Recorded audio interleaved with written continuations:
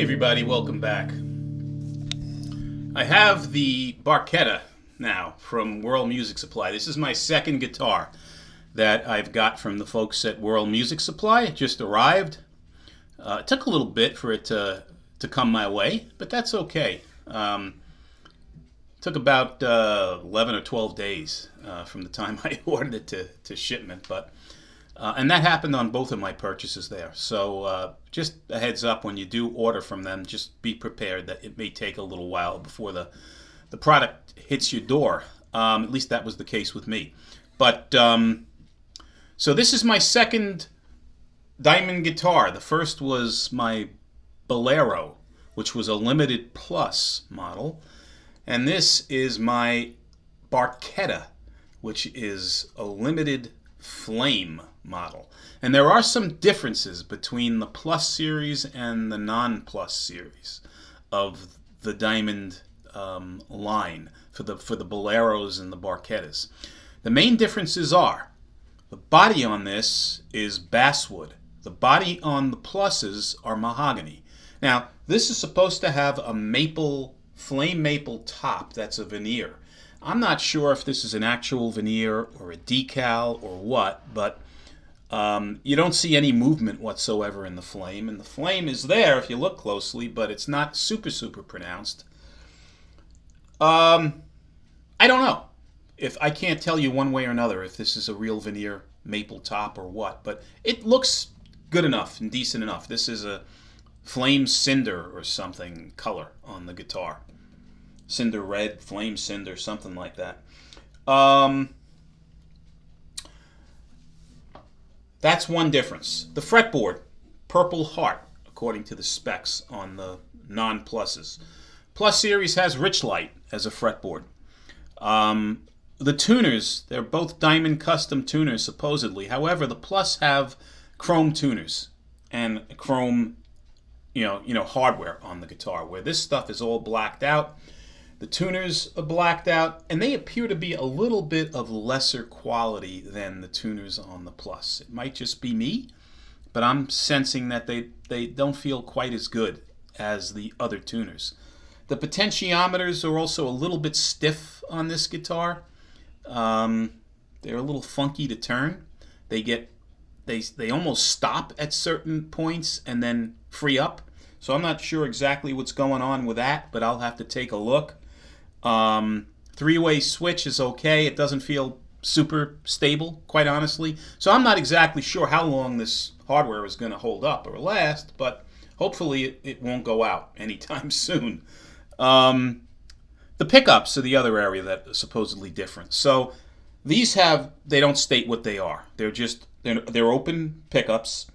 They are diamond customs is all they say. On the plus models, you have the metal covers, the chrome covers on the pickups, and it states that the bridge pickup is an R11 and the neck pickup is an R11 and the bridge pickup is an N9C. Now the R11 is a lower output, more vintage sounding pickup on the plus series. I think that's what they're going for. These are pretty raw but they sound full, chunky, and nice sounding with little dirt on them that I've heard about initially, that I've tested out. List price. The non-pluses like this on the website show $449.99. The pluses $499.99. Now, full disclosure, I would not feel good about spending $500 on this guitar. I really wouldn't. On the plus, $300 to $400, I wouldn't be crying.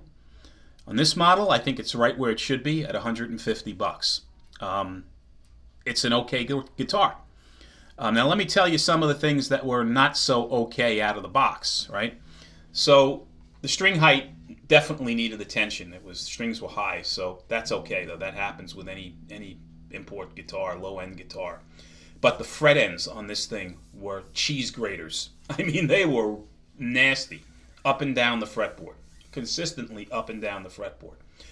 If I were to do a Phil McKnight pantyhose test, where I feel a little creepy doing that, I'll be honest with you. I don't want to steal any pantyhose around, but not that it's creepy for Phil to do. It's cool when Phil does it. For me, it would be.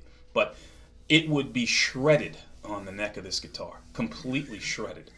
That's how bad these frets are. Now, I took a sanding block to it, foam sanding block, and went up and down, and it helped them out a bit, and they're much better. But the string action, the fret ends being sharp, something going on here with this pot. The resistance is not good, and it's sticking. I have to take a look and see what exactly is going on. There are paint bleeds on the neck and the headstock. You could probably see the black paint going into the wood there, on the back there as well, around the corner. All along the headstock, you notice it. On the base of the neck, you notice it a bit. But again, they mentioned that might be the case with overspray or whatever. It's just got a sloppier build quality on this guitar noticeably than on the Plus model. And it might just be that was just this guitar. I don't know if that's the case with all of them. What else? So let's talk about the guitar. Basswood body, flame maple top, supposedly, right? Veneer, they claim. Maple neck, and it's a thin C, and it feels like a thin C. It's a great feeling neck on this guitar. 24 frets. I'm not sure if they're medium jumbos or what, but 24 frets. One volume, one tone, no push-pull, three-way switch that has a lot of play in it. A lot of play in it. It's a cheap-feeling three-way switch. Diamond custom tuners is all they say. I'm not sure if they're 18-to-1, 15-to-1s. I'm sure they're 15-to-1s or less. That's what they feel like. String through. There you can see. Looks like they come with the D'Addario strings. The strings are okay. They, I think, were replaced on the guitar. What else?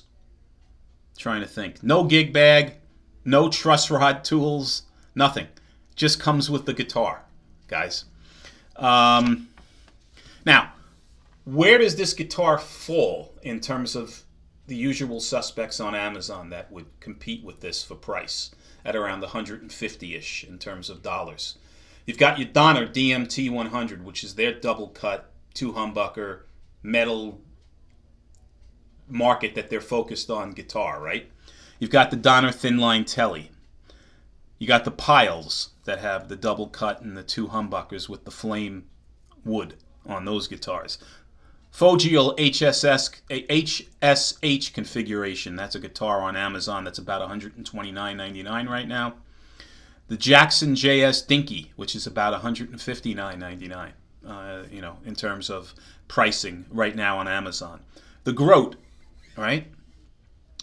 Grote GTLM2. It's a Telly style guitar with two humbuckers. That's about $129. KGD has a two humbucker configuration on Amazon that's about $159.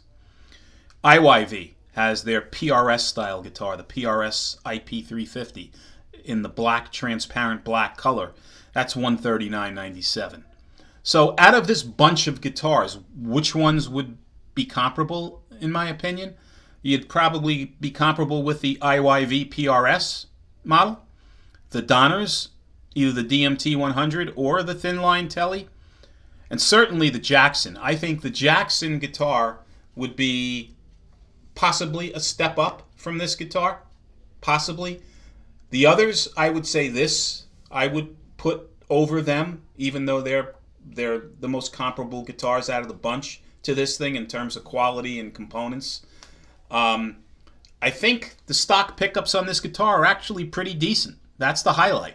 The tuners are, they're okay, but they're certainly not great tuners. They could, if you're somebody that plays out in a band or records, you're going to probably want to replace the tuners. You might want to replace these pots, because this one here, especially the tone pot, is horrible.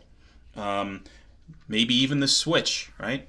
The jack is over here. The input jack appears to be okay, right? So far, no problem. There's the back of the guitar again. It's got this cut, so for accessibility, a nice neck heel contour over here for accessibility. That I have no complaints. But yeah, I mean, other than that, I mean, the headstock is all right. It's nothing fantastic. It says LTF, which is the limited flame series on the truss rod cover. And then you've got the diamond, headstock. Let me take this off so you can see the full shape. of the headstock. That's what it looks like. I like the contours on the body. These cutaways are nice. It's a nice looking body, and the diamond here on the 12th fret. So it's a decent looking guitar. It's a decent playing guitar. It's fairly decent sounding in terms of the humbuckers for dirt, for distortion. Am I sorry I bought it? No. Is it the best guitar I've ever bought in this price range? No. Is it the worst guitar I've ever bought in this price range? No.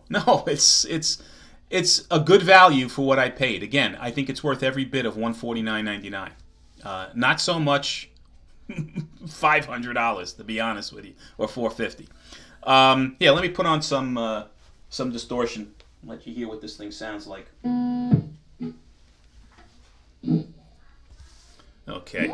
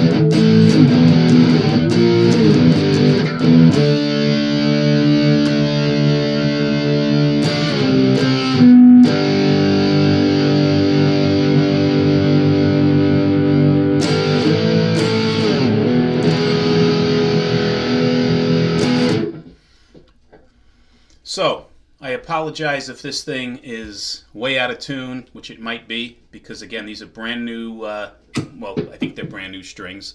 Just literally came out of the box, and haven't had a time to even get anywhere close to bending and breaking them in or whatever. But again, this is the Diamond Barchetta LTF, or Limited Flame, double cut guitar for $149.99, and I believe there's a couple of them left, non-flame, on the website. I think there's like 20 guitars left, or 24 guitars left out of the 1,300 that were originally on the pallet that they were blowing out. So a lot of these things have sold. But at $149.99, it's certainly a decent priced guitar. It's well worth that price. And again, I'm not saying this thing is going to be equivalent to a higher-end Paul Reed Smith, or a higher-end Epiphone, or an Ibanez, or some of the other metalish guitars that might be out there. But at the price point it is right now, $149.99, it's a fair deal. And again, guys, this doesn't come with a case, doesn't come with any candy, case candy, doesn't come with a truss rod adjustment. It comes with this. This is what you get for $149.99. So, hope you like these videos. If you have any questions, put them in the comments. If you have any experiences with Diamond guitars, I'd love to know. Put them in the comments. And as always, guys, until the next time, be well and have fun. Take care. Bye.